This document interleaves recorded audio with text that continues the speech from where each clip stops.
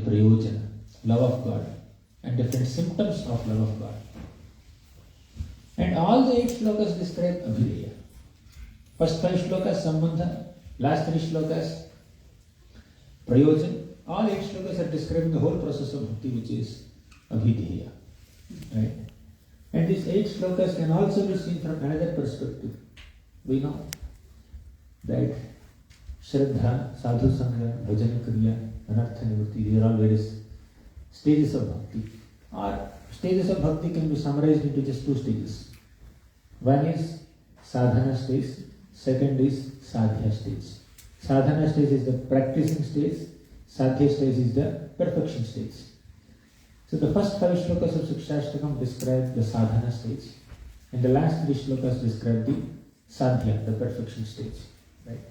So this kind of bifurcation is so beautifully given by Bhakti Vinod Thakur in his beautiful commentary called Sanmodana Bhashya.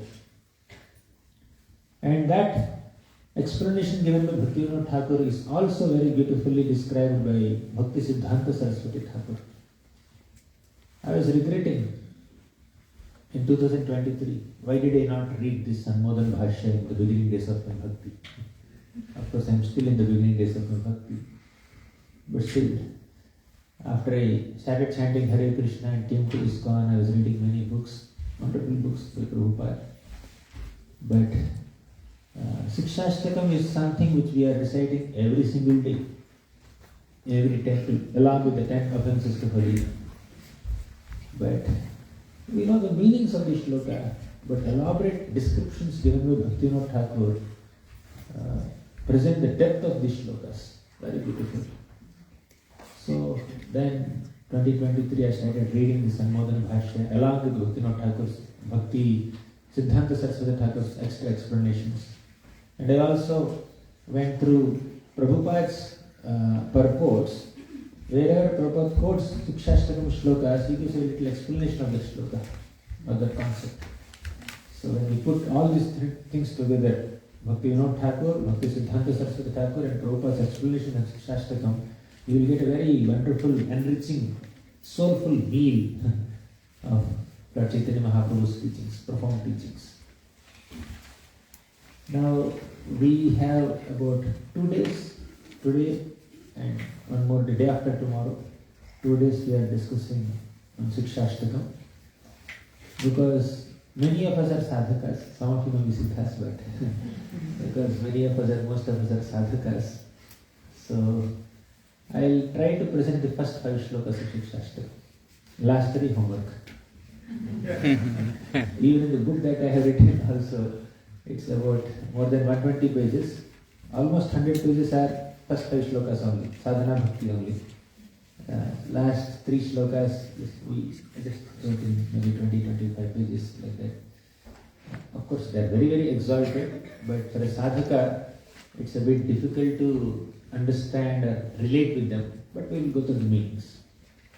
So today let's begin with the first shloka, and if time permits, we will also discuss the second shloka.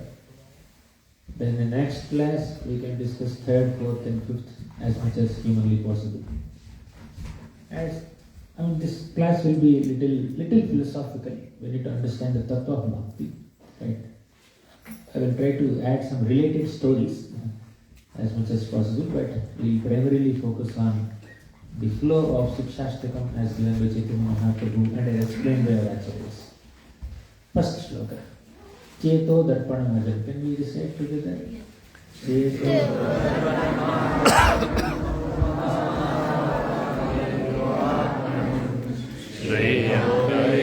Chandrika Vitaranam Vidyavadu Jivanam Anandam Buddhivardhanam Pratipadam Purnamruta Swadanam Sarvatma Stapanam Vijayate Shri Krishna Sankirtanam. So this one shloka describes 7 auspicious benefits of Shri Krishna Sankirtanam. Before we discuss these 7 benefits or results of Shri Krishna Sankirtanam, we need to discuss what is Shri Krishna Sankirtanam. As we know, Sri Krishna is the all-attractive Supreme Personality of Godhead. And Sankirtana is generally described as congregational chanting of the holy names of Krishna, which is a wonderful and accurate definition. But there is some depth to it. Kirti means glory. Kirtana means to glorify. The process of glorification is Kirtana. Right? Sankirtana means, Sat means good, right? Or perfect. So Sankirtana refers to perfect glorification of the Lord, or seamless or flawless glorification of the Lord. And Sankirtana can also refer to glorifying the Lord by coming together. Many people coming together and then glorifying the Lord. And it's not necessarily in the form of singing the names of the Lord only. Right? So when you say Kirtana, it's not necessarily the glorification of Krishna's name only. So Krishna has multiple attributes, Nama, Rupa, Guna, Leela. So Kirtana is not just singing the glories of the name of the Lord. Kirtana is glorifying Krishna's name, form, pastimes and qualities. Nama, Rupa, Guna, Leela. All three. That is Kirtana. And this Kirtan or glorification of Krishna's Nama, Rupa, Guna, Leela need not be done only through singing. It's not necessarily only through singing. You can also speak. When somebody is speaking Krishna Katha, he is doing Kirtana. When devotees are coming together and discussing Krishna's glories, Krishna's Nama, Rupa, Guna, Leela is Sankirtana. Right? So the glorification of Krishna, Krishna's Nama, Rupa, Guna, Leela can be done through body, mind and words. Right? So through words we glorify, that's very clear, either through singing or speaking, we are using our words, our ability to speak to glorify Krishna's Nama, Rupa, Guna, Leela. But it also means glorifying the Lord through body.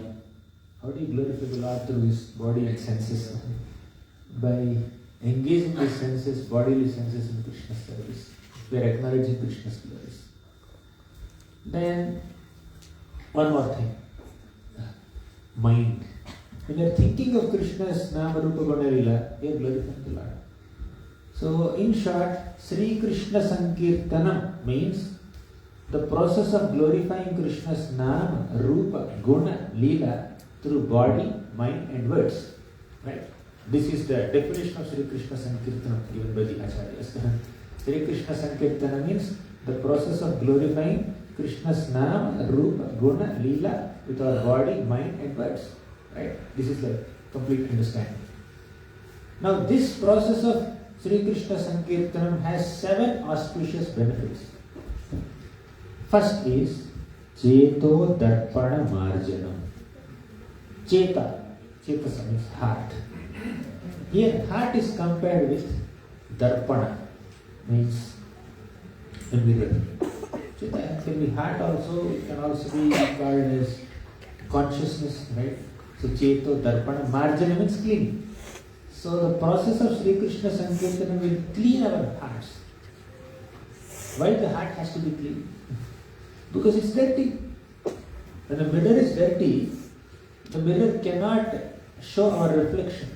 When you go and stand in front of a dirty mirror, depending on the thickness of the layer of dirt on the mirror, you will see your image blurred. If it's a very clean mirror, you will see your facial features crystal clear. But when there is a thin layer of dirt, you will see your face blurred. When there is a thick layer of dirt, you will not see yourself only. You will only see dirt. Right? Similarly, what is this? Heater. Similarly, when our consciousness is covered with so much of dirt, right? Dirt of lust, dirt of so many anarthas, then that consciousness, that impure consciousness cannot reflect love for the Lord. Just like a dirty mirror cannot reflect our image properly, our reflection properly. Similarly, a heart which is filled with lust, envy, pride and all these kinds of anarthas, bad qualities, dust, cannot reflect pure love of God. But Sri Krishna Sankirtanam can make the heart clean, so that the heartfelt love for Krishna can manifest in our lives. But when the heart is covered with so much of dirt, then our love is diverted towards so many materialistic things. But when that heart is cleansed of all this dirt, then we can love Krishna more. So what is this dirt? Acharyas explain. Bhaktivinoda Thakur and Bhaktisiddhanta Saraswati Thakur will say, this dirt is of three types. One, Anyabhilasha. Second, Bhoga. Third, Tyaga. Anyabhilasha, Bhoga and Tyaga. Anyabhilasha means any desire that is disconnected from bhakti. Any desire which is not favorable to the process of bhakti is called Anyabhilasha. So, a materialistic personality or even a struggling sadhaka has hundreds and thousands of desires which are not in relationship with the Lord. Many times we can check our own hearts.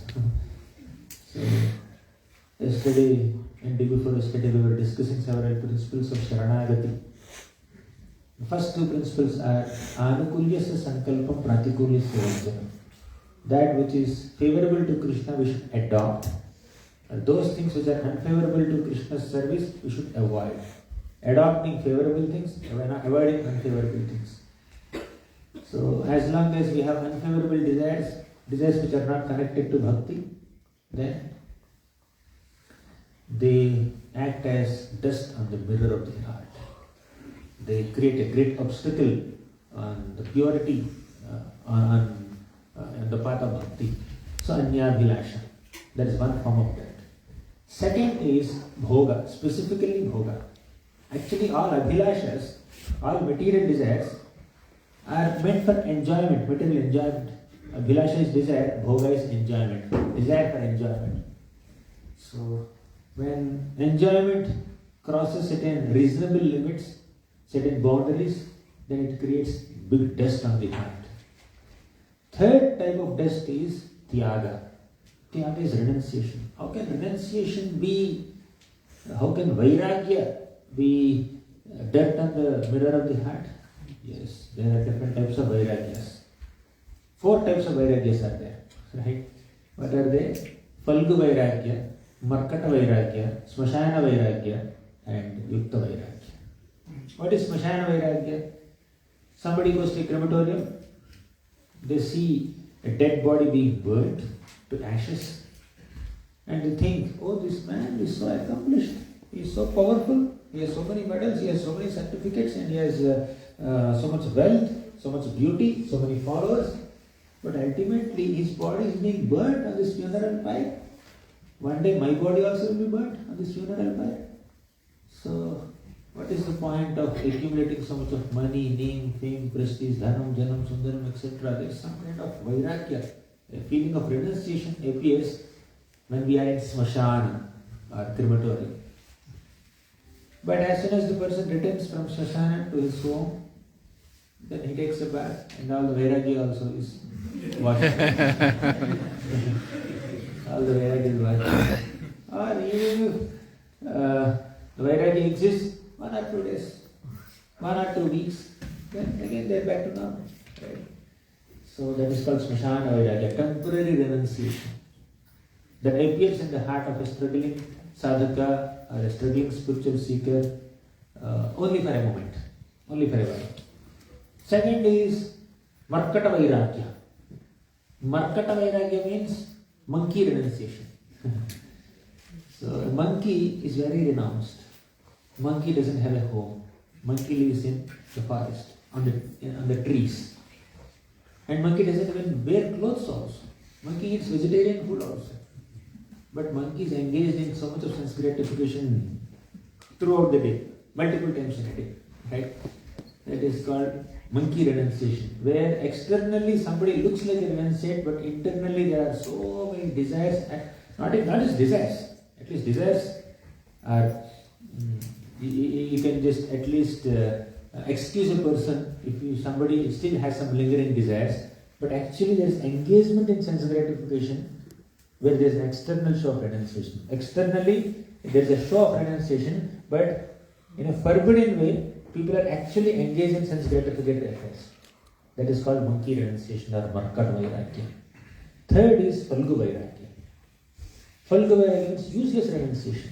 Prapanchakataya buddhya hari sambandhi vastunah mumukshubhir parityago vairagyam falgu kathyate. Prapanchakataya buddhya means thinking that these material objects are material in nature, so people become detached from that material objects. They are detached from material objects. But those material objects can be utilized in Krishna's service. They miss that point. So, if we are too detached, if we are overly detached that we are not utilizing even worthy objects in Krishna's service, that is called Falgu Vairagya, useless renunciation. Right? So this camera here, tripod here, Prabhu is holding a phone here, and there is a big room here, fans and lights and projectors, all these things are material objects, but we are utilizing them in Krishna's service. If we reject them, it is called Falgu Vairagya. Right? When an object has a potential to be engaged in Krishna's seva, and if you are missing that opportunity, it is called Falgu Vairagya. Then fourth is Yukta Vairagya, which is required renunciation where we utilize any object in Krishna's service. Okay. So the mirror of the heart is covered with so much of dust, and the dust is of three types. What are they? No, there is a quiz at the end. We are going to discuss so many things about Shikshashtakam. Quiz at the end also, quiz at the beginning, in the middle also. Three types of dust. Yes, Prabhu. Manyabhilasha, Bhoga, and Tyaka. Right. Now let's go to the second effect. Now we will have a lot of things to discuss, and the quiz will become very intense later. So first is Cheto Darpana Marjanam. That's what we discussed. Second is Bhava Mahadavagni Nirvapanam. Bhava means material existence. Mahadavagni. Agni means fire. Davagni means forest fire. Mahadavagni means intense forest fire. Bhava Mahadavagni means this material existence is like intense forest fire. Bhava Mahadavagni Nirvapanam. So the Sri Krishna Sankirtanam can vanquish or completely extinguish this burning, blazing fire of material existence. That is the second effect of Sri Krishna Sankirtan. And this blazing fire of material existence is of three types. All of you know this. Three types. What are they? Adhyatmika, Adibhotika, Adidevika kleshas. Simple. Misery is caused by one's own body and mind. That is Adhyatmika klesha. Misery is caused by other living entities. That is Adibhotika klesha. Misery is caused by natural calamities. That is Adidevika klesha. These three are compared to the blazing fire of material existence, and Sri Krishna Sankirtan can extinguish that. Clear? So, two effects are over. Third effect. First is Cheto Darpana Marjanam. Second is Bhava Mahadavagni Nirvapanam. Third is Shreya Kairava Chandrika Vitaranam. Very important. Shreya Kairava Chandrika means this Sri Krishna Sankirtanam is like soothing rays of the moon. Right? So some lotuses, some water flowers bloom in sunlight and some bloom in moonlight. Right? So Shreya Kairava Chandrika Vitaranam. So Kairava Chandrika means this soothing moon rays, when they are illuminating, then these flowers, some lotus, some water lilies will just open up like this, bloom, blossom like this. Similarly, when the soothing moon rays of Sri Krishna Sankirtanam spread on our hearts and our consciousness, then our consciousness will be blossomed with Krishna consciousness. Actually, there are 5 levels of consciousness. First is Avrita Chetana. Avrita Chetana means covered consciousness. In animals, not even animals, and in plants, we see consciousness is quite covered. Right? Even if you cut a leaf or a branch, you just cannot, the plant does not experience that pain. Avrita Chetana. Then second level is Sankuchita Chetana. Means shrunken consciousness. Right? Consciousness is there, but it's not fully developed. Like animals are there. They have some consciousness, definitely, but it's shrunken. It's very much shrunken. Like like they experience some physical pain, but they don't understand many things mentally, emotionally, intellectually. They cannot understand. They cannot hear Shikshashtakam class, right? They cannot understand Cheto Darpana Marjana Bhamahadavagni Nirvapanam, right? So that is like shrunken consciousness, Mukulita Chetana, Sankuchita Chetana. Third is Mukulita Chetana, means blossoming consciousness.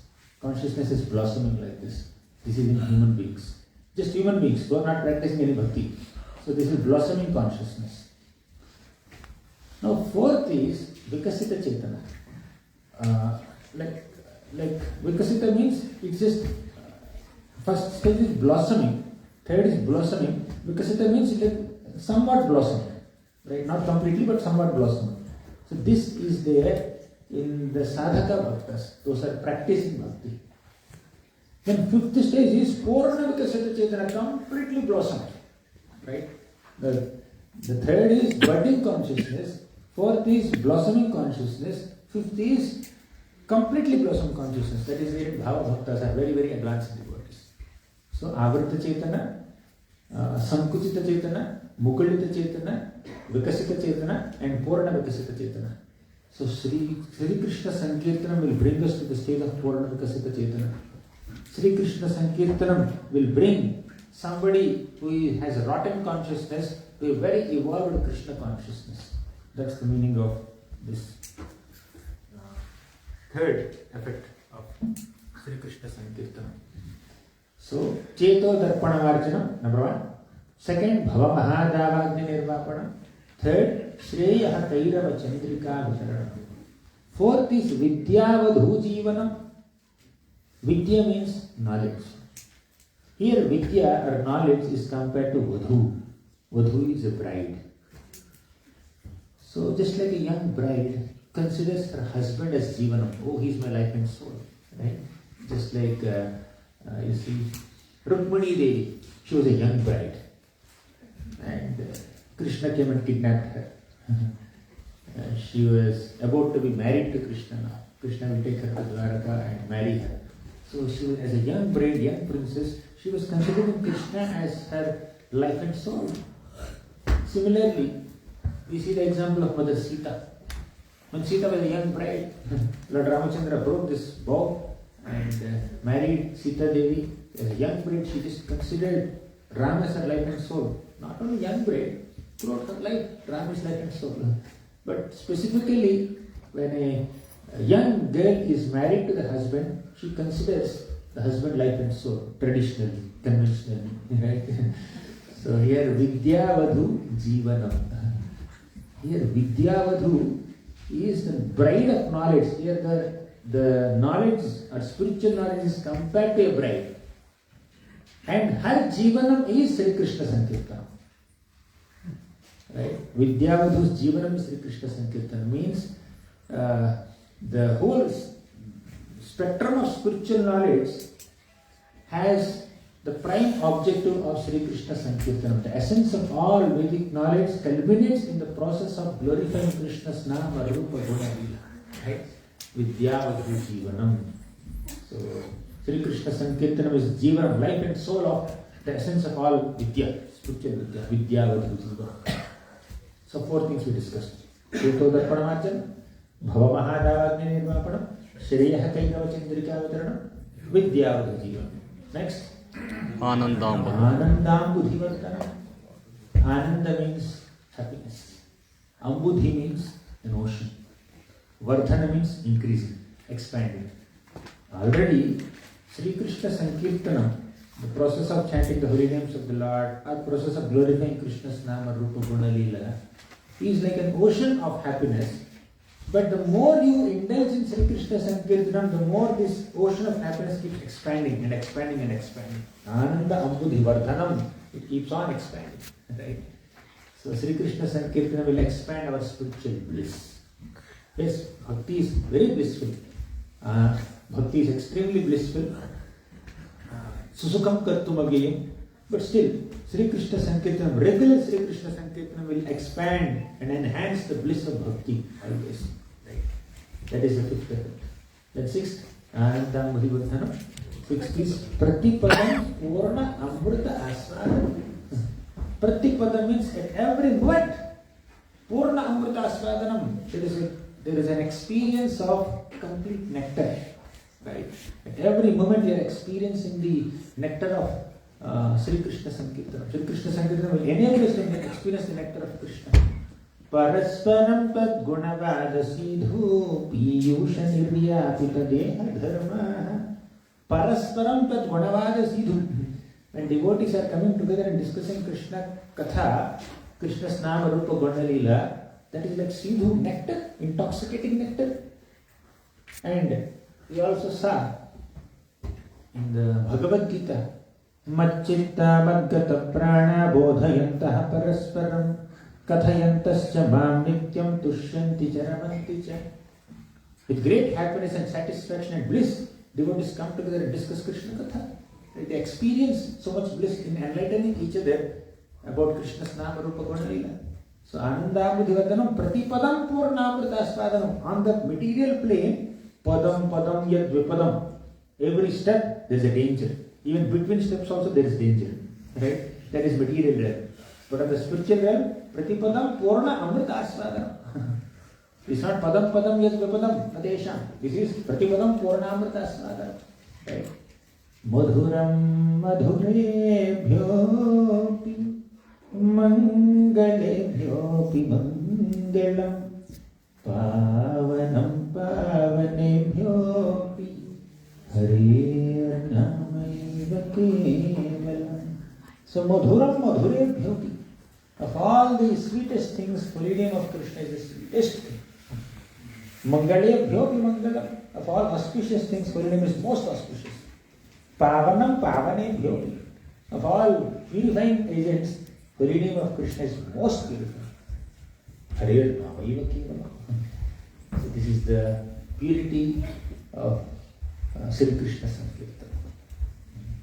The last effect, Sarvatma Snapanam. Means this holy name of Krishna, the Sri Krishna Sankirtan will completely snapanam, will create us completely with bliss, with divine spiritual bliss. So these are the 7 effects of Sri Krishna Sankirtana. Exactly in half an hour we completed one shloka. So we'll do next shloka now, but before that a quick recap. So what is Sri Krishna Sankirtana? Can anyone say? Water break for me. Revision for you. Yes, what is Sri Krishna Sankirtana? I'm going to ask 8 questions and 8 devotees can answer. Anyone? This little girl is raising her hand. Yes, ma'am. Flawlessly glorifying the Nam Rupa Leela of Shri Krishna with body, mind, and words. That's a flawless answer. Now, what is the first effect of Sri Krishna Sankirtana? Anyone? Prabhu wants to.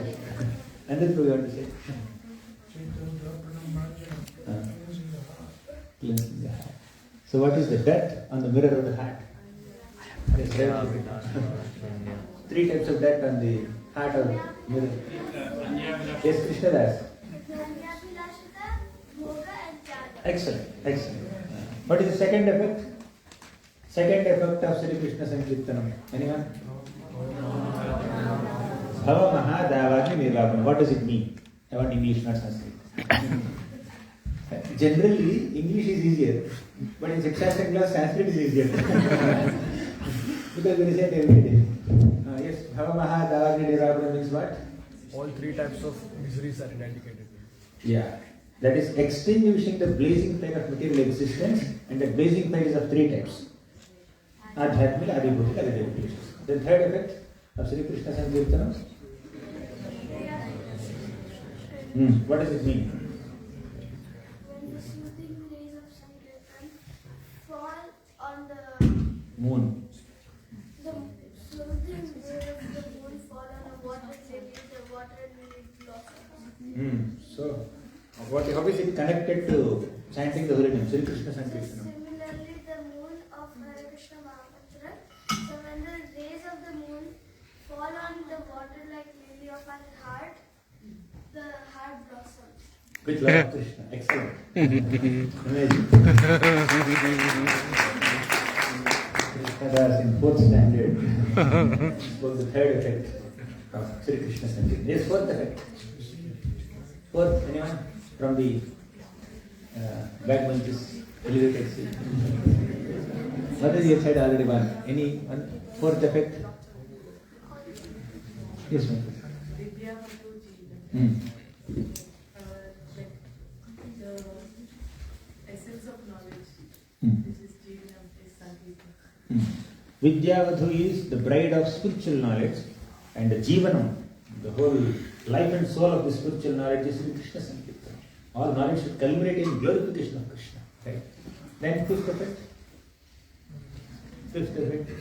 Oh, we forgot. What are the 5 levels of consciousness? 5 levels of consciousness. Yes, Prabhu. Covered consciousness. Central Chetana, which is mental. Then Uprit Chetana, which is humans, but they're not really non-Buddhist. Then Viksit Chetana, somewhat philosophy. And then Purna Viksit Chetana, which is Purna Sadhana. In perfected devotees, how about this? Coming back, what is the 6th effect? Ananda Buddhivardhanam. What does it mean? Sri Krishna Sankirtanam will expand the ocean of happiness, right? At every step. Then 5th, 6th effect. Pratipadam Purna Amrita Aswadanam. What does it mean?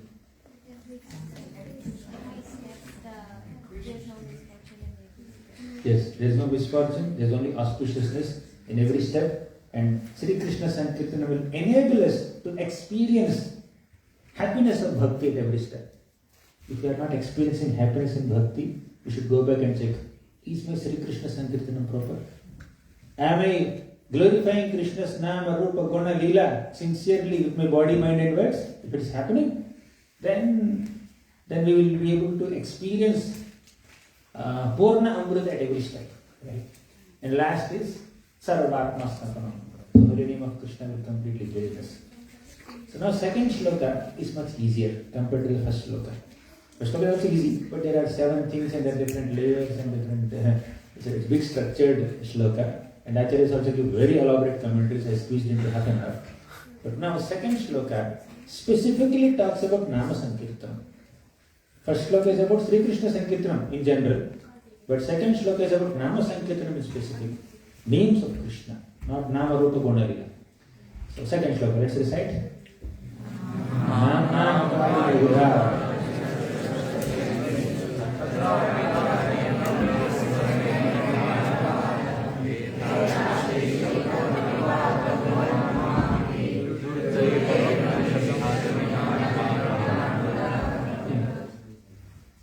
So this shloka describes 3 glories of Krishna's name. 3 qualities of Krishna's name are described in this one shloka. Before even we discuss these 3 qualities of Krishna's name, let's discuss different types of Krishna's names. How does Mahaprabhu begin this shloka? Namna Makari Bahudha. Bahudha means variety, variegatedness. Namna Makari Bahudha means Krishna has multiple types of names, various categories of names. Primarily 2 categories of names. Mukhya Nama and Gauna Nama. Mukhya Nama means principal names of Krishna. Gauna Nama means secondary names of Krishna. What are the principal names of Krishna? Those names of Krishna that describe his complete personality. Those names of Krishna that fully represent his divinity, his opulences, his powers, his qualities, they are called primary names. And secondary names, or Gaunana, are those names of Krishna that only represent his partial potencies, partial attributes. They don't completely represent his full personality, full glory, full majesty, full opulence is not present in the secondary names. If I give some examples, it will be easy. Let me begin with secondary names. For example, Krishna's one name is Paramatma. Does Paramatma represent Krishna's complete glory? Because Paramatma is just an aspect of Krishna, an amsha of Krishna, right? Paramatma is not full Bhagavan. Paramatma is a replica of Bhagavan, a small aspect of Bhagavan. So, Paramatma is a secondary name of Krishna. Similarly, Brahma is also one name of the Lord. Srishtikarta is another name of the Lord. Niyanta, another name of the Lord.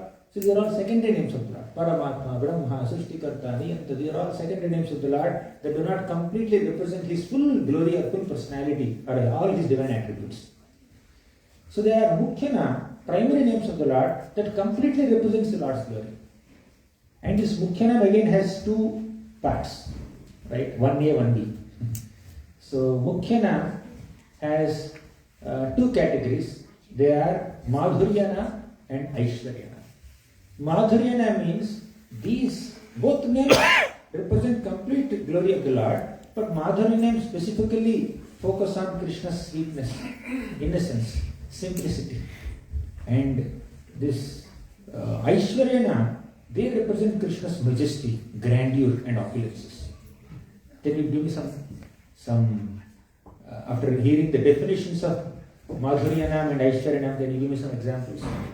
Shyam Sundar. What name is this? Madhuryanam? Madhuryanam. Or Aishwaryanam? Madhuryanam. Sure, right? Correct. Shyam Sundar is Madhuryanam. That's Krishnadas.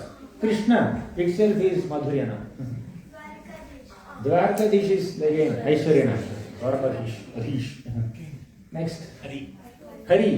Hari is primary name. Primary name, that is Madhuryanam. Govinda is definitely Madhuryanam. Next. Madhusudana. Madhusudana can be, the sweetness of this is there, but Madhusudana also represents how the Lord killed Madhu demon. So it can also be part of Aishwaryanam. Govinda. Govinda. Govinda, that's Madhuryanam. Gopal. Yes, Prabhu. Nanda Kishore, definitely it's primary name. It's Madhuryanam. Keshav in one sense, but Keshav also represents the Lord killing Keshi demon, the Lord who is the controller of Brahma and Shiva, that is going into Aishwarya mode. Yes, Prabhu. Radharaman is definitely Madhuryanam. Damodar is Madhuryanam, no doubt. Tribhanga Shyamata, yes. Next, I tell you more. We are just remembering Krishna's names. Yes, Prabhu. Muralidhar is Madhuryanam. Okay, any Aishwaryanams? Rishikesh is Aishwaryanam, correct. Next. Narayana is definitely Aishwaryanam. Next. Parthasarathi, Vishnu. Next. Narasimha is Aishwaryanam. Right? So all these names are fully potent, but at the same time, some names represent His majesty, some names represent His sweetness. Right? So Krishna's names are sweet, but they are also majestic sometimes. Vasudeva. Right? So these are different types of names. So far we only discussed Nam, Akari, Bahudha. The Lord has varieties of names. They are divided into two categories. Mukhyana and Gauranga. Principal names and secondary names. And Mukhyana is further divided into two categories. There is Madhuryana and Aishwaryanam. Right? Clear. Now let's see the three qualities of Krishna's Mukhyana. Now, before we go there, if we have studied Srimad Bhagavatam, how many of you have studied Srimad Bhagavatam? Read Srimad Bhagavatam at least partially or completely, right? Yeah, at least 50% here. Have you seen the prayers of Devatas? Once in a while? Devatas prayers? Occasionally. So in the prayers of Devatas, we primarily see the secondary names. They refer to primary names sometimes, they refer to Mukhyanam sometimes, but many times they discuss the Lord as Srishtikarta, O Creator, O Maintainer, O Destroyer. They get into the majestic aspect or the secondary aspect of Krishna's personality more than the sweet aspect. But when pure devotees like Devaki Mata or Vasudeva, when they offer prayers, they refer to the Lord with their Mukhyana, but somewhat inclined towards the majestic side, because they are Aishwarya Jnana Yukta Bhaktas. If you see Vrajavasis, they often address Krishna as Govinda, Krishna, Radharaman, etc. They refer to primarily the Madhuryanams of the Lord. So Acharyas clearly say that Krishna Prema is possible only by chanting Krishna's Mukhyanam, not Gaunanam. To be even more specific, Krishna's Madhuryanam, not Aishwaryanam. Of course, Aishwaryanam is also fully representing the Lord, Krishna Prema is possible through that also, no doubt. But definitely not through Gauranga. If you see the Lord only as a powerful personality, creator, maintainer, etc., if you identify the Lord only in that capacity, but if you don't get into his personal attributes, then we cannot come to the state of Krishna Prema. Right? So now let's come to the three qualities of Krishna's names. Mukhya name, not the Gauranga. Nam Namakari Bodha, Nija Sarva Shakti Tatrarpita.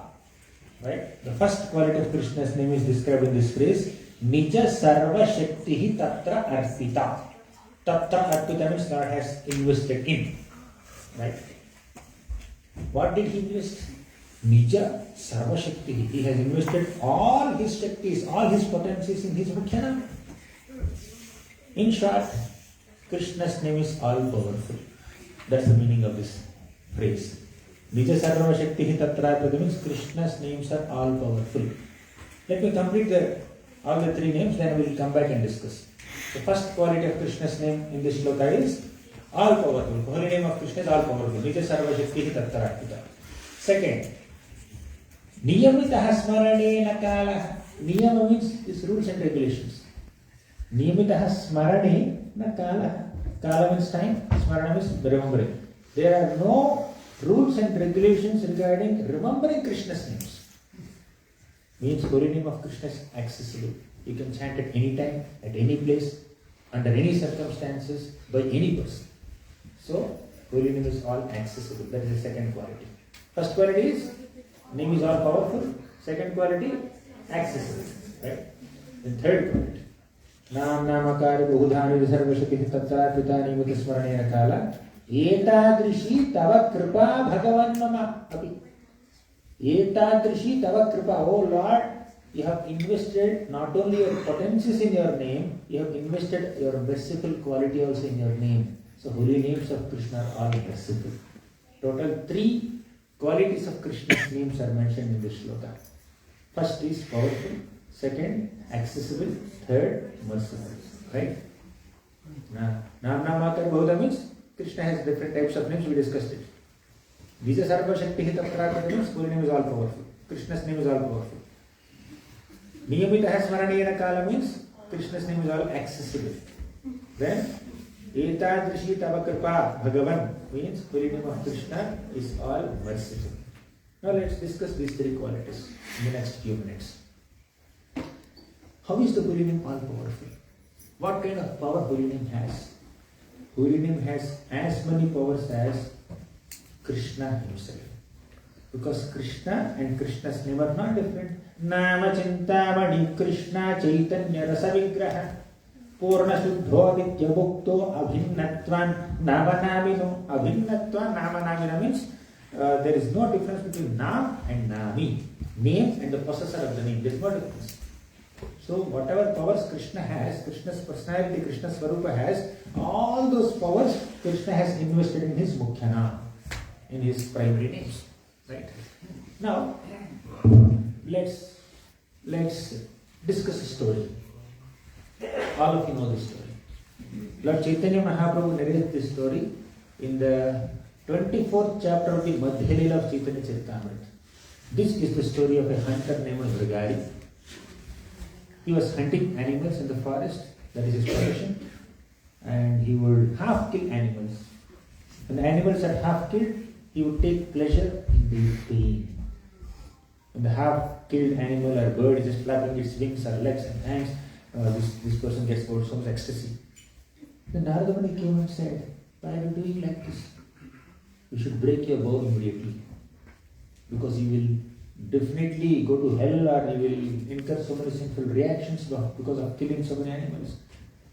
Somehow this Vrigari, he felt a bit respectful towards Narada Muni, and he felt that how can I be relieved from these sinful tendencies, sinful reactions?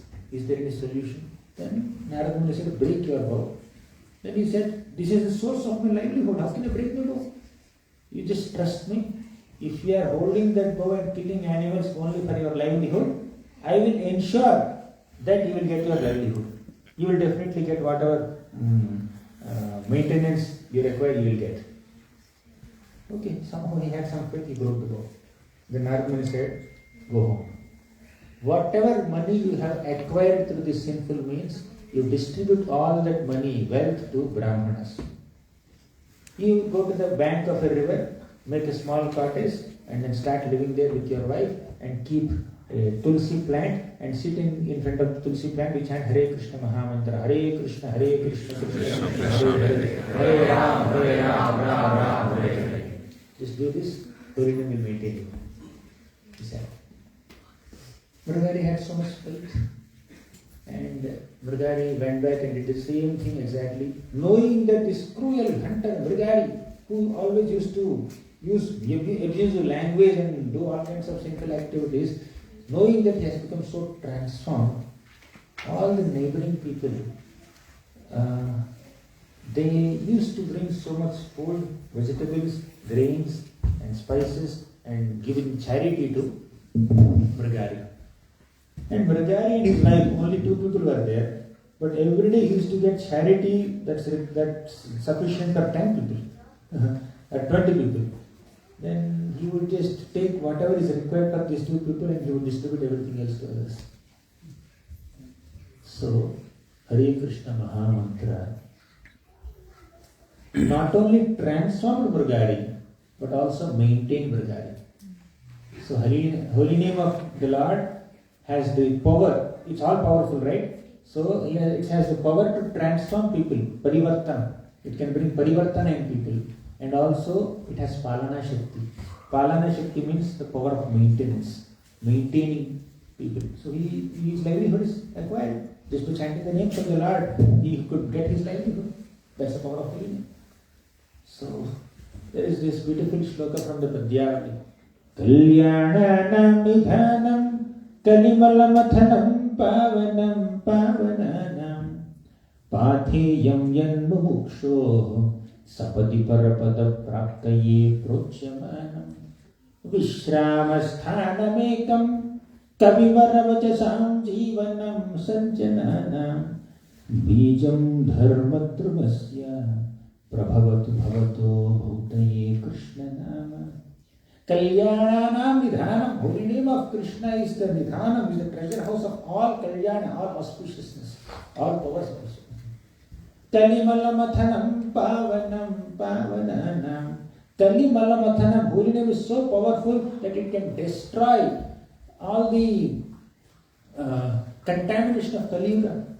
Kalayar doshani dherajan asti hiyeko mahan gunaha kirtanadeva krishnasya muktasangaha parapraje. Kali Yuga is an ocean of faults, but this ocean can be vanquished, these faults can be completely dispelled by the power of the name of Lord Krishna. Pavanam Pavananam, holy name has this Pavani Shakti, means the power to purify our hearts, transform our hearts. Pathe yam yan bubuksho sapati parapada praptaye prochyamana. We are all travelers traveling from the material world to the spiritual world. While traveling, we need some food on the way, and that food is holy name of Krishna. That food is holy name of Krishna. Then, while traveling, you may get little tired.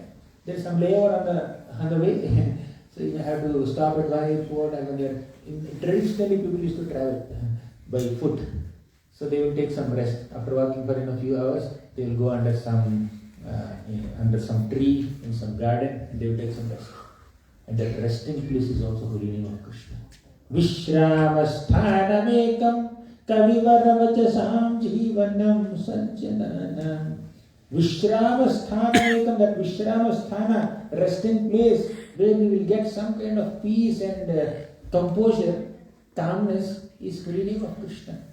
While traveling in this material world, while dealing with so many difficulties and issues and politics and this and that in this material world, if you are so tired, what can give us shelter?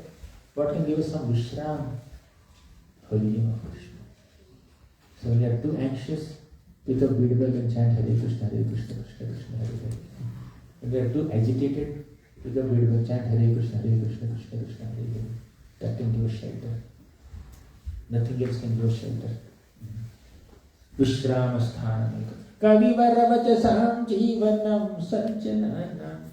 Kavivaravachasam means big kavis. Kavis means poets. Kavivara means best of all poets.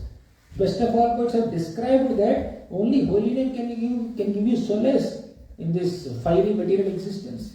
Jivanam sajjanana. Sajjana means good people.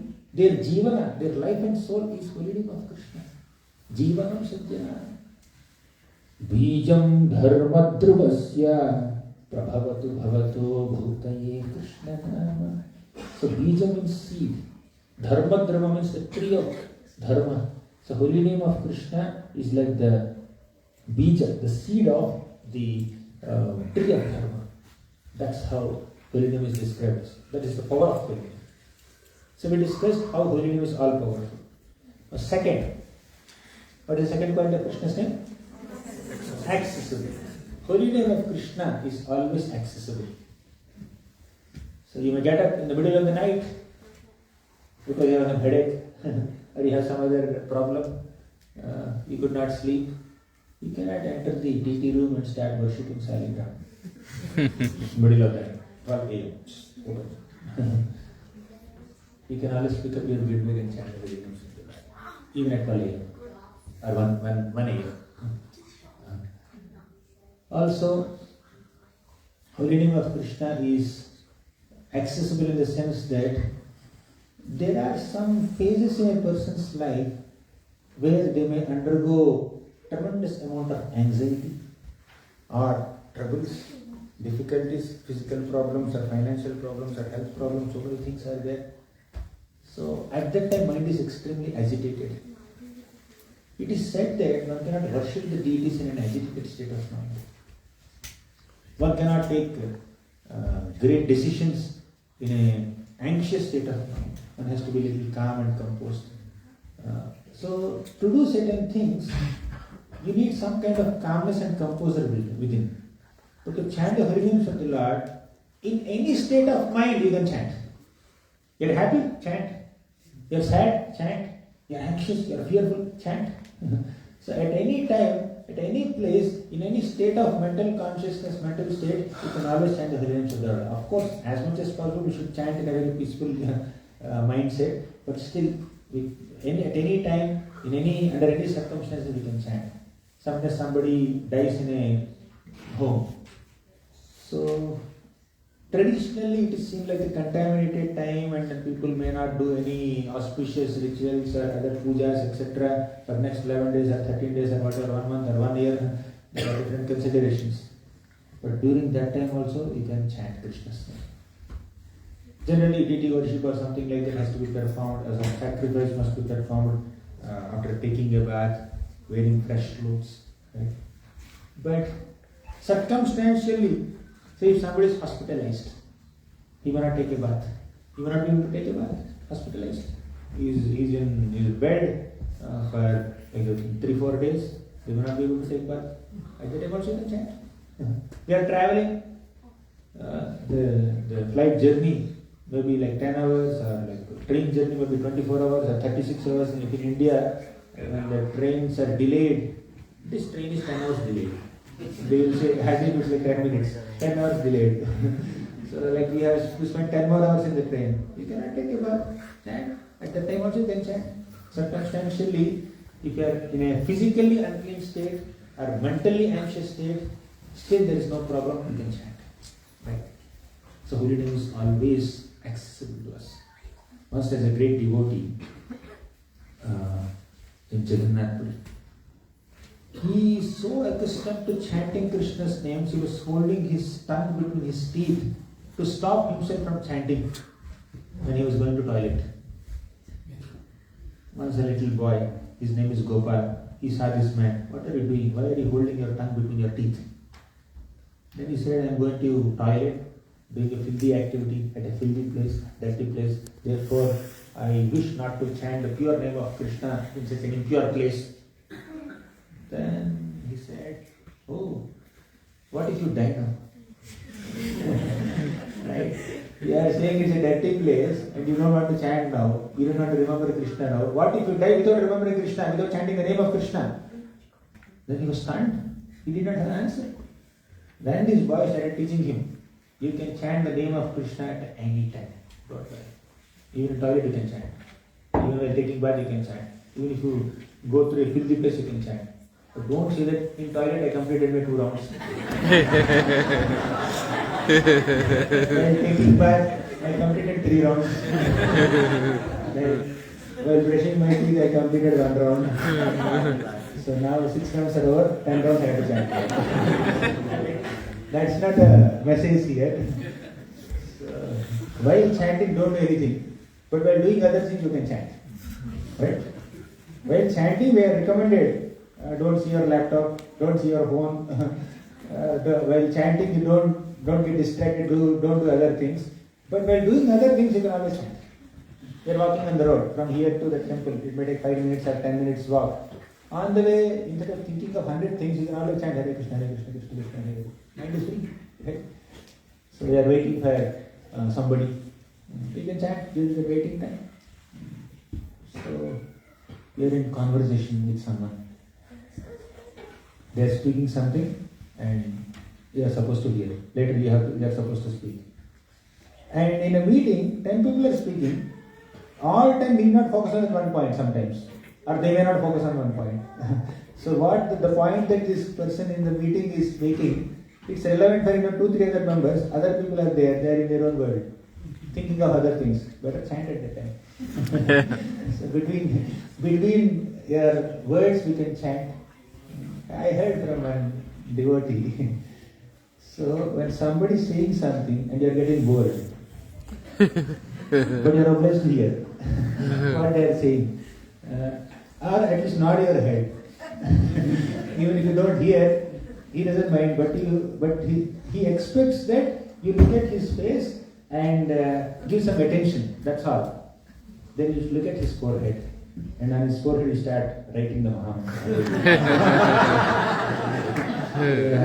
You write with your eyes only. That's how you can chant. Basically, be conscious of the holy name of the Lord at all times. Because when we are in the deathbed, when we are extremely old, when we are not in a very good physical condition, we may not be able to go to dhams. We may not be able to worship the deities. We may not even be able to read Shastra and understand philosophy or discuss different perspectives of Shikshashtakam also. Right? We may not be able to do Vaishnava Seva. Other Vaishnavas have to do our Seva when we are bedridden. But we can always chant. Therefore, it is our responsibility to develop some taste for chanting the holy names of Krishna. Although we don't find taste, although we are not very happy chanting, knowing that Krishna becomes happy if we attempt to chant, knowing that Guru becomes happy if we attempt to chant, let us chant. Right? Knowing that it's very, very important for me to chant, it will connect me to Krishna, and when I lose all abilities to do anything under the sky, I can only chant Krishna's name. I can only remember Krishna's name. Even if my tongue fails to utter names, at least within the mind I can only say Krishna, Krishna, Krishna, Krishna. Shloka may not come to the mind. We just discussed Kalyana Vidhana, very long shloka we discussed. But we may forget that shloka. But we can always remember Krishna's name, Krishna, Krishna, Krishna, Krishna. That we can do. It's the easiest and most accessible form of Krishna, Nama Avatar. Most accessible form of Krishna. Right? So about accessibility we discussed. Now one quality is pending. Third quality. What is that?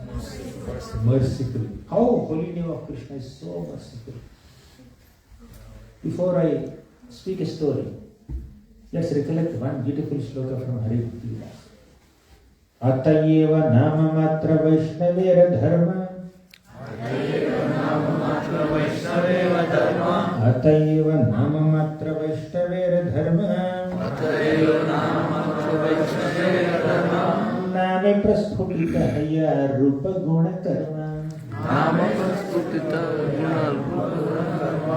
Name prasphutita haya rupa guna karma. Name prasphutita haya rupa guna karma. Sanatana Goswami says that Atayeva Namamatra Vaishnavera Dharma. The dharma of a Vaishnava is just to chant Nam, Krishna's Nam. Nama Prasphutitahaya. Only by chanting the name of Krishna, immediately by uttering the name Krishna, Krishna, Krishna, Krishna, you know what happens? Rupa Guna Karma Prasphutita. Rupa means Krishna's form will manifest. So the name of Krishna will give us entrance into the form of Krishna. Then Guna, the name of Krishna will give us entrance into the qualities of Krishna. Karma means activities or leelas of Krishna. Rupa, the name of Krishna will give us entrance into the pastimes of Krishna. So one name, just by chanting Krishna's name, we'll get entrance into Rupa, Guna, Karma, Rupa, Guna, Leela of Krishna. That's how merciful Krishna's name is. Somebody may not be able to study Shastras. Somebody may not be able to analytically understand all this philosophy of Uddhava Gita, Bhagavad Gita and all this. All they can do is just chant Krishna, Krishna, Krishna, Krishna. Will they not understand Krishna's pastimes? Yes, holy name of Krishna is so merciful that this holy name of Krishna, when it is chanted sincerely, can reveal very, very deep insights of Srimad Bhagavatam pastimes. Right? Holy name of Krishna can reveal very, very deep philosophy. Right? Philosophical insights. Sometimes people who may not be very, very well educated, they may be simple-hearted, but if they sincerely chant Krishna's name, they are better than many scholars also. Scholars are just analyzing so many things. Complicated philosophy, that they are seeing the scripture from a grammatical perspective, linguistic perspective, historical perspective, this perspective, that perspective, and they forget the devotional perspective. Right? But just by having faith in the process of chanting Krishna's name, we will be able to understand deep philosophy, appreciate Krishna's name, Nama, Rupa, Guna, everything. Guna, Rupa, Leela. Let me give an example. Hare Krishna, Vallabh. Vallabh and Ajay, you please stay a little away from each other.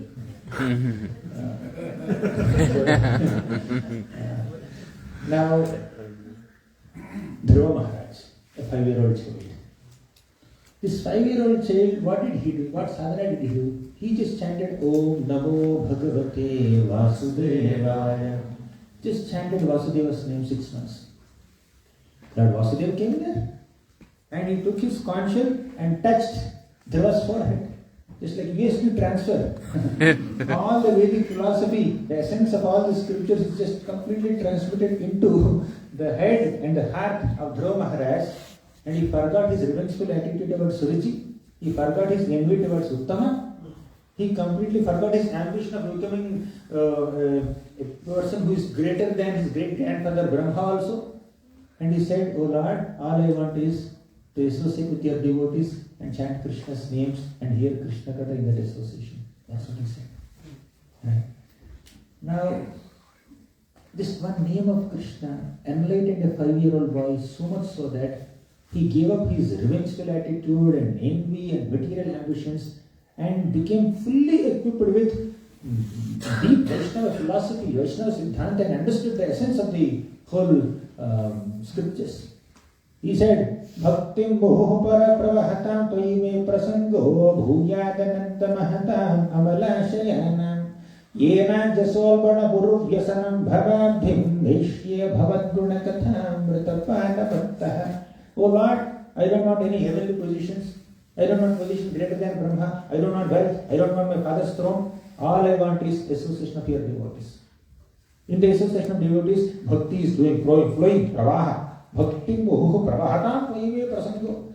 In the association of your devotees, bhakti is flowing, Krishna Katha is flowing.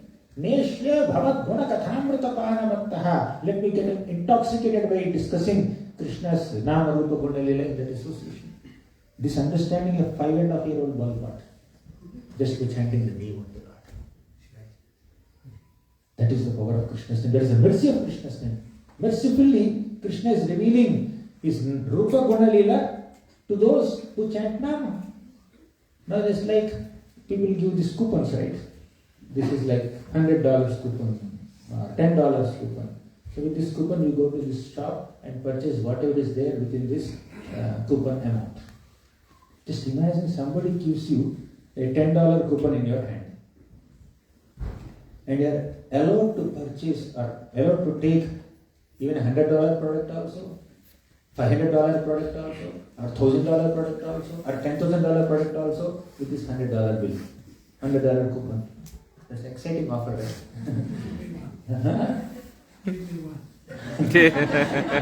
Hare Krishna. Hare Krishna. Krishna Nam is that dollar, with that coupon. So I'm not comparing Krishna Nam with that $10 coupon, but the point is, compared to the effort that we need to put in understanding Krishna's tattva, or going deep into Krishna's Siddhanta, philosophy, or even Leela, the elaborate scriptures, chanting the name of Krishna is very, very easy. In that sense, $10 coupon. Right? So the effort that you need to put to chant Krishna's name is very, very simple, very meager. But with that minimal effort, you are getting an understanding, deep understanding of Krishna's Siddhanta, Krishna's Rupa, Krishna's Guna, Krishna's Leela. This boy, Dhruva, just chanted Krishna's name, Vasudeva's name. He got the Rupa of the Lord, right? He got to see the Lord within 6 months. And he got understanding of Krishna's Guna and Leela, qualities of the Lord, he understood by chanting Vasudeva's name. And he could understand all the Leelas of the Lord very easily, right? Just by chanting, because the process is very simple, but the product is very valuable. So that's why Krishna's name is very merciful. And to conclude, the greatest, one of the greatest episodes in Srimad Bhagavatam that describe the mercy of Krishna's name is Ajamil episode. Ajamil chanted Narayana, Narayana, Narayana, Narayana, Narayana, that's all to call his son. But original Narayana responded. Ajamil chanted the name of Narayana. Before that, Ajamil committed sinful activities with his body, mind and words. So 3 Yamadutas came to take him to hell. Then Ajamil chanted Narayana, 4 syllables of the Lord's name. So 4 Vishnudutas came to chase away these 3 Yamadutas. 1 Vishnudut is sufficient to chase away 1,000 Yamadutas. But the Lord is so merciful that he sent 4 Vishnudutas to chase away these 3 Yamadutas and rescued Ajamil. Ajamil chanted without faith. What will happen if he chant with faith? Ajamil chanted to call his son. What will happen if he chant to call the Lord? Ajamil chanted by committing so many sinful activities. What will happen if he chant by following 4 regulative principles? Ajamil chanted at the time of death. What will happen if we chant throughout our life? Tasmat sarveshu kaleshu ma manusmarayuti. If you do that, then the holy name will show some extra mercy, right? So holy name is extremely merciful. Holy name can forgive even the most fallen, sinful personality like Ajamil. Ajamil chanted the name of the Lord very affectionately while calling his son hundreds of times. And Ajamil chanted the name of Narayana very anxiously when Yamadutas came.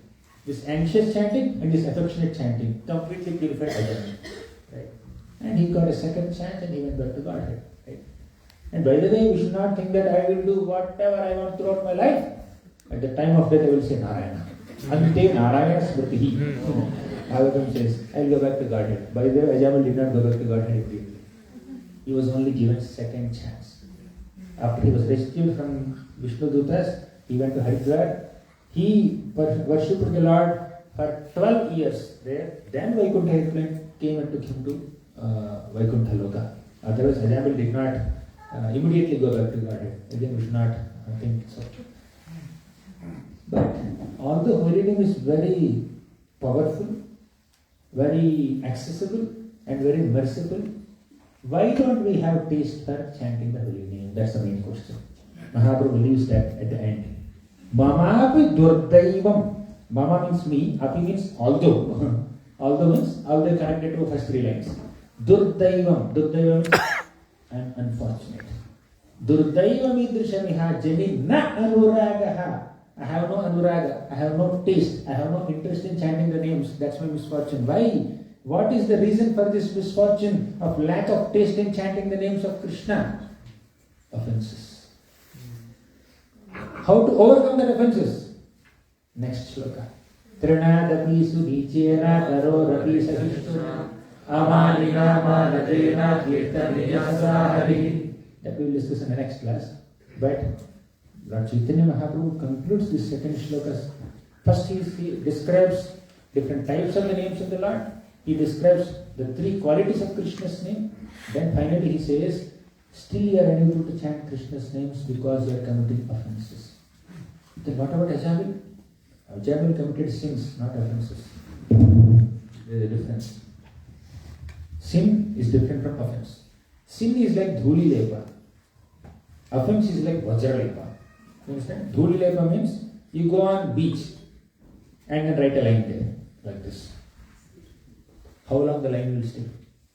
Till a wave comes there. Even if you do it little far away from the beach, how long will the line will stay? 1 hour, 2 hours? Because of the air or wind movement, it will just go away. So when somebody commits a sin, the reaction is like a line on the sand. But offense is like vajralepa. Vajralepa means you take a thunderbolt and make a line on the stone. Even after centuries, that line will remain. That is offense, especially to a devotee. Somehow Ajabil never committed that offense. Right? Ajabil was sinful, definitely. He committed so many sins, but he never committed an offense to a Vaishnava. Because he hardly interacted with Vaishnavas. So how to avoid Vaishnava? Stop interacting with Vaishnavas. No. Let's interact with Vaishnavas, let's associate with Vaishnavas and don't offend them. That's the lesson there. Otherwise, without a Vaishnava association, we cannot advance in bhakti. Like Dhruva Maharaj, after getting the darshan of the Lord, he is asking, how long keep the association of devotees? Bhakti Bhuga Pravahtam Puyani Prasanda. Why is he saying that? So, there is 7th offense to holy name. What is that? Anyone remembers? 7th offense to holy name. Committing sinful activities on the strength of the chanting. Right? Now, 7th offense to holy name. He never committed. Ajabil never chanted Narayana's name to eradicate his sinful reactions.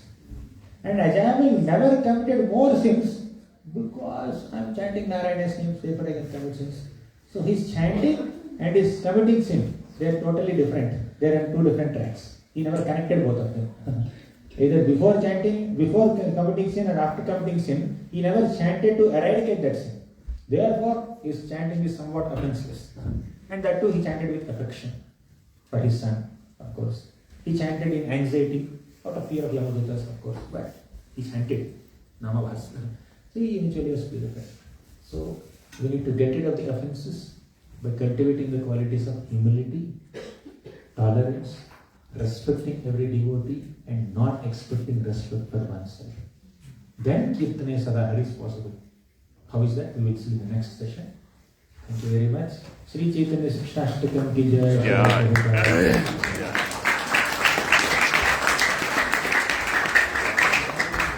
We didn't have quiz on the second shloka, we will do in the next class. Any comments or reflections, corrections? If you have a contest, you can do it. Mic. Cordless.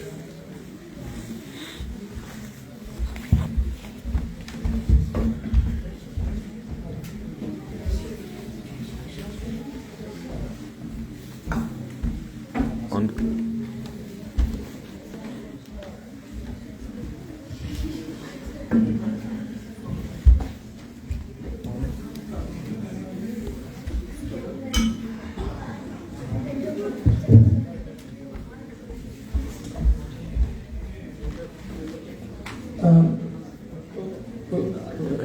Thank you for Darshan. I just bought your book on Amazon, by the way, so thank you.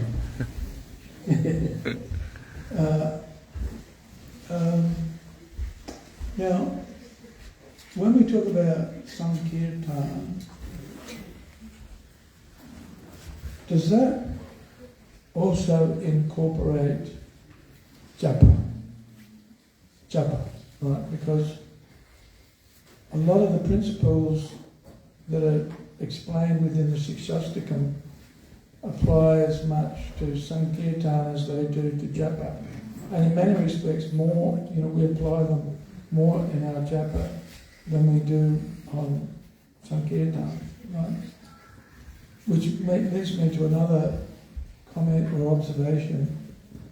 Broadly, we focus more on our japa than we do on Sankirtan. Right? In fact, I suspect that many of us actually don't go on Sankirtan. Right? We're concentrating more on chanting japa and we're not out performing the Sangha Kirtan, the Kirtan in association with others. Although, we'll have a Kirtan in the temple and we'll enjoy that, right?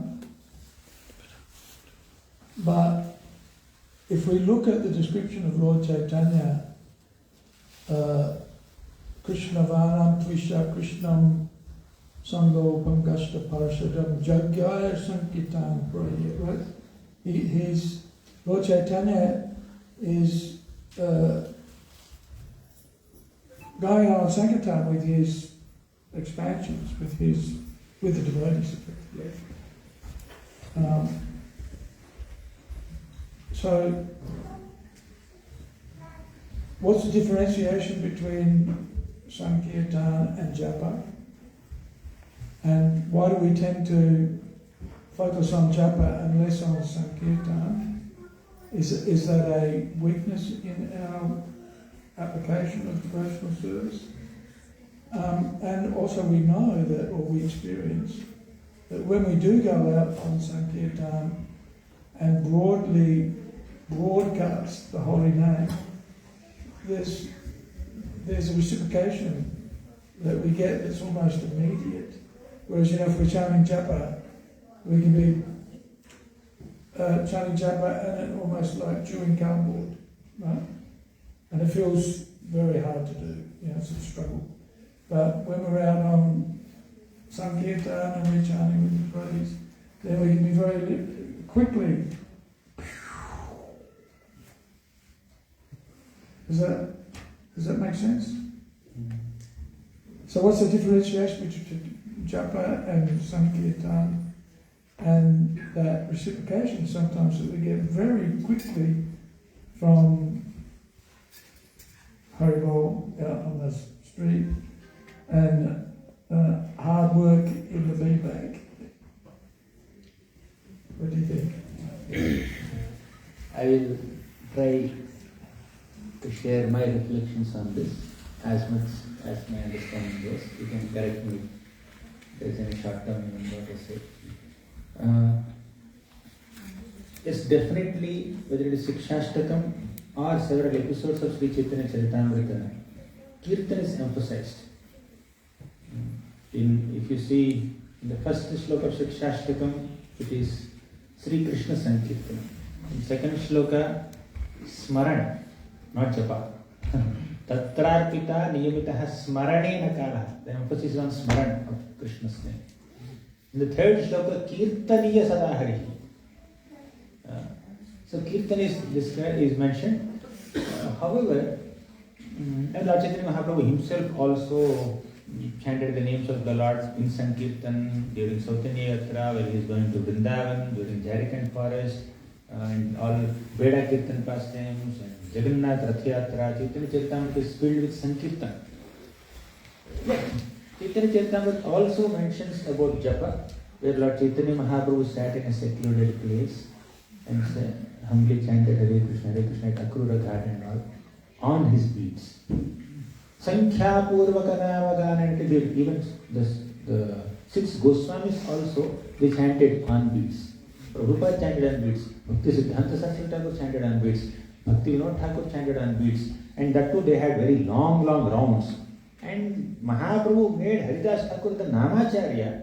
And what is he doing? Daily chanting 3 lakh names on beats. And the instruction that Narada Muni gave to Mrigari is chanting on beats, japa. And the instruction that Haridas Thakur gave to that prostitute who came to pollute him, that is also sit in front of Tulsi Maharani and chant on your beats, japa, do japa. So japa is also significantly emphasized.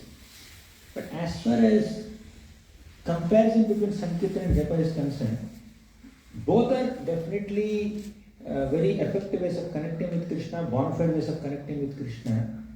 But as far as the process is concerned, the Sankirtan, Kirtan and Sangha is more involving the senses. Mind is there, but more involving the senses, where the tongue is loudly chanting in a melodious raga, hand is playing harmonium, playing Gauranga or Kartar or guitar, when kid is playing violin or whatever. So there is an action there. It's an action-oriented glorification of Krishna's names.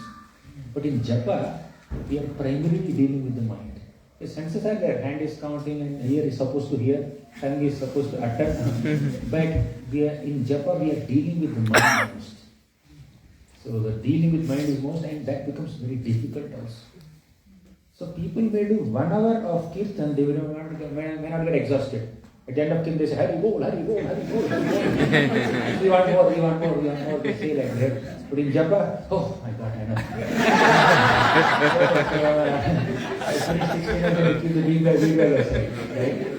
So why here mind is involved and their senses are involved primarily. So in the 12th chapter of Bhagavad Gita, Krishna presents 3 types of bhakti. Mayyeva mana adhatsva mayi buddhim niveshaya means connecting with Krishna through mind is like smaranatmika bhakti. Connecting with Krishna through buddhi, intelligence, is called mananatmika bhakti. And engaging our senses in Krishna's service is abhyasa rupa bhakti, where we are engaging our senses actively. And the definition of sadhana bhakti is to engage our senses in Krishna's service so that we can develop that bhava, and with that bhava, if we chant, it will be more effective. But somehow, even in sadhana stage also, we are encouraged to deal with the mind by chanting the names of the Lord, and that aids to development of bhava, right? So we find Sankirtan more absorbing, and it seems that we are getting more reciprocation through Sankirtan. However, if somebody is chanting the names of the Lord in a private japa also sincerely, japa also can be done with other devotees. In that japa also, one can and one will definitely get reciprocation of Krishna, in fact more reciprocation in one sense, right? Because somehow for a struggling sadhaka, the material mind is so fickle that one may engage in Sankirtan because there is a melody there, because they have some attachment to some raga there. Whether they are participating in Kirtan led by someone or they are personally leading, the attachment may be towards raga. As soon as the main Kirtaniya starts a different raga, I don't understand this tune, I don't like this tune, and they will get up and go also.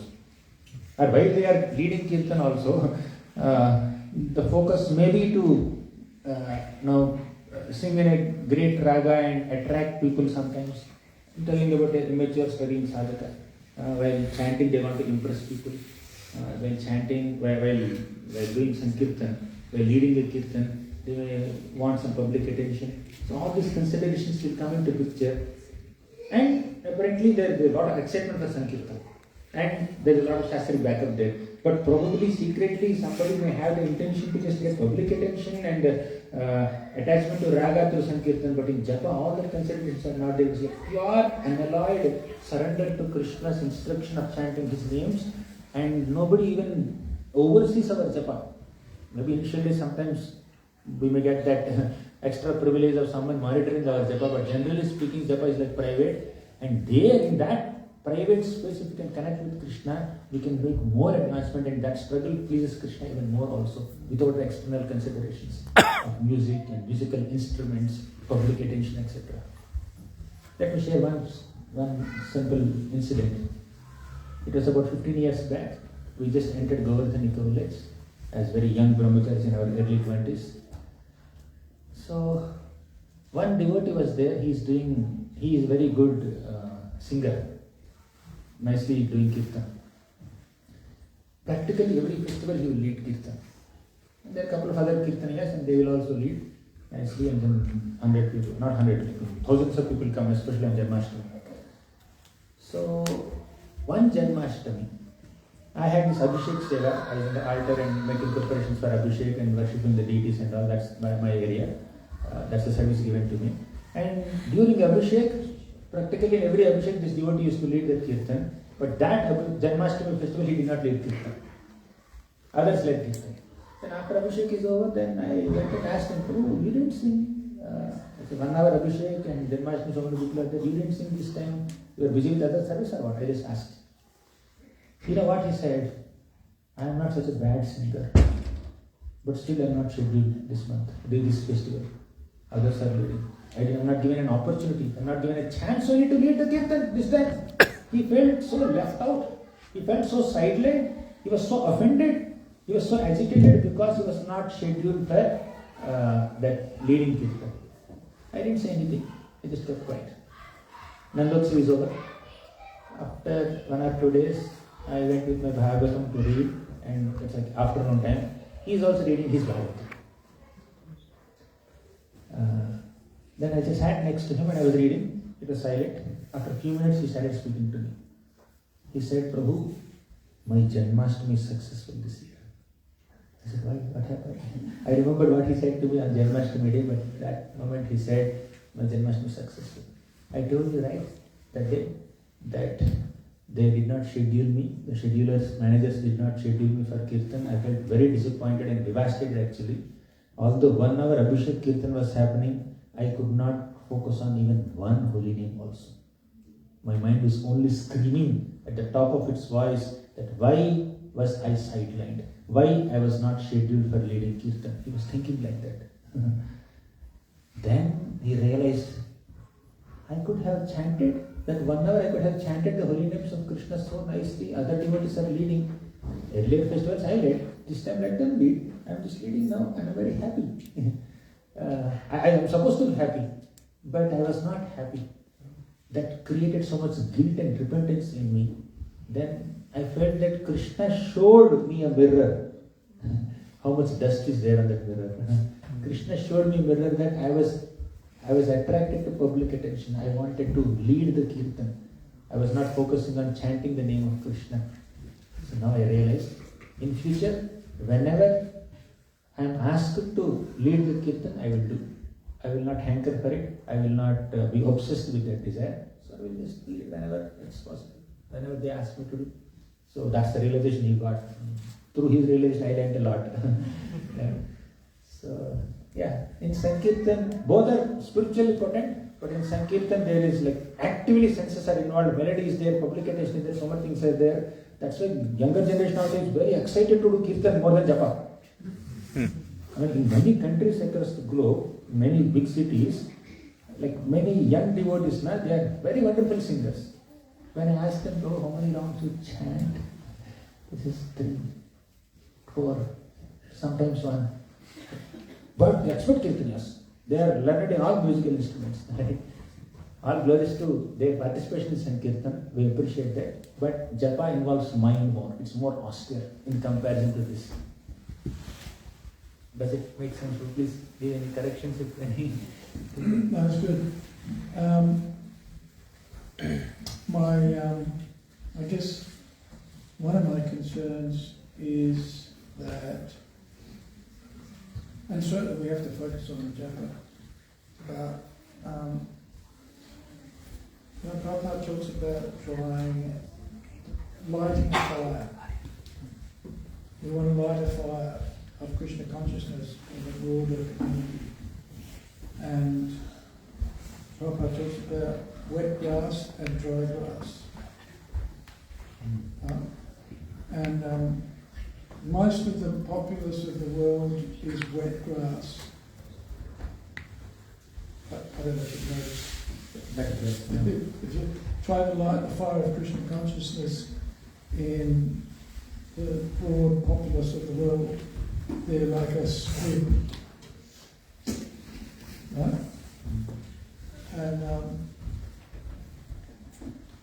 there's a great benefit for us in going out and chanting Hare Krishna, to not just to enjoy Sankirtan, because it is enjoyable, but that's not why we do it. We do it because Lord Chaitanya's mood is to bring everyone to Krishna. Right? And and there seems to be a very special reciprocation with Krishna and the devotees. If the devotees are dedicated to that giving of the holy name to others, and the best way we can do that is through, the simplest way is through Sankirtan, and it's also the method by which we show great affection and love to others, to dry them out, to dry them out. And, there's an example in New York, Tompkins Square Park, where the devotees used to go and chant, and the vendors there used to say, "Oh yeah, Hare Krishnas, go away, you're disturbing the place, why are you making so much noise?" And then, after the devotees went on book distribution, and they neglected going to the square for Sankirtan, then one day they went back for a festival, and then the vendor said, "Where have you been? We missed you. Why haven't you been chanting Hare Krishna here?" Right? So, there's, japa is super important for us, but also taking giving to others. And not necessarily preaching, rather. I heard a class the other day of Bhakti Marg Swami, and he was talking about preaching, and he said, yes, go out and preach, and use some words if necessary, right? So, Harinam is, I think, important, and I get the feeling that we neglect it a little bit. Actually, when Lord Chaitanya Mahaprabhu, in the Ankilila, when he expressed his concern to Haridas Thakur, how can these animals be delivered? How can the immovable living entities be delivered? When he said that, Haridas Thakur said, "Oh Lord Chaitanya Mahaprabhu, whenever you or his devotees are performing loud Sankirtan, then all the plants and animals also get benefited." So this loud Sankirtan, if it's done in the right consciousness, has a very tremendous impact in connecting so many people. Even unconsciously, if they are walking on the road and they hear Krishna's name, there is some purification that will definitely uplift their souls. Sooner or later, they will be connected to bhakti. So yes, Sankirtan, if it's done in the right consciousness, so that has its potential. So whatever I spoke is like mainly from the perspective of personal engagement in these two activities. But as far as preaching and connecting other souls to Krishna is concerned, yes, Sankirtan has its prominent role to play. Personal japa is for our own spiritual upliftment, but Sankirtan is for spiritual upliftment of personal self and also benefit another people. Yeah, that's good. Thanks for that differentiation. Thank you, Hare Krishna. We'll conclude now, it's 9:10.